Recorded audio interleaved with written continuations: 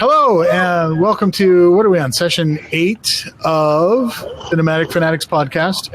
Eric is with us. He has apparently gotten good Wi-Fi signal. He said he wasn't sure he was going to be able to make it, and we are expecting the Mobile Hobos here in a little bit.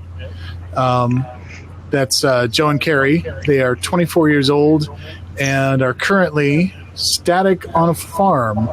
I'm given to understand they bought an RV for $1,500 and then revealed it to their families within a week or two of each other and then took off.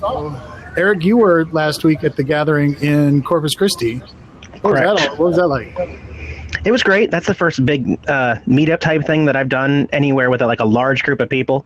And as a bonus, everybody is pretty much in an RV or a camper van or some kind of tent. Everybody's camp minded. So there was some great conversations. It was fun to see a whole lot of other people that had different, builds inside the RV. A lot of us were kind of YouTubers as well. So, we wanted to film, we wanted to showcase some stuff, but we also just wanted to have a good time too. So there's a lot of stuff that was just missed out of potential video because, to be honest, we're on the beach in the winter, and it was nice. It wasn't freezing cold like it was up north or raining or snowing. At worst it was 50 degrees and overcast and really foggy at times, but it was really manageable, and I had a lot of fun. I met a lot of great people. I met a lot of new friends as well. So it was a lot of fun, and I hope to do it again somewhere else. I'm kind of shocked. I have a question. Yes, ask away. AZ Wise Guy, Simple Man RV, who I subscribed to on Twitter earlier, and I think Facebook. I'm not Facebook. YouTube. John, what do you consider static other than never moving? Do you consider yourself static? Oh, good point. What is your definition? I don't know. I think that we focus an awful lot on definitions. There was a video sometime last year where Justin up in Vancouver called out Pippi and saying, oh, well, she's not a real RVer because she goes in one place and stays there for months and months and months. And, this was a year ago when I was working my remote gig. And my initial reaction was, Justin, you're not a real RVer because you go to the same office every day.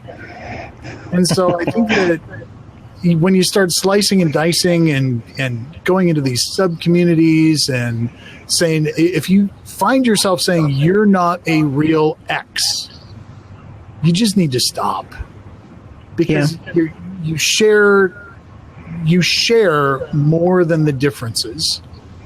And so, one of the guys that I was next to in a fifth wheel when I was in Northridge, California, on my way up to Sacramento, I was there a week, 2 weeks, and the guy next to me had been living in his camper since 1997. And so, is he a nomad? No, not really. Is he a minimalist? Oh, hell yeah. I don't think that it's really fair to say you're not a nomad if you stop someplace and work a job for a half a year.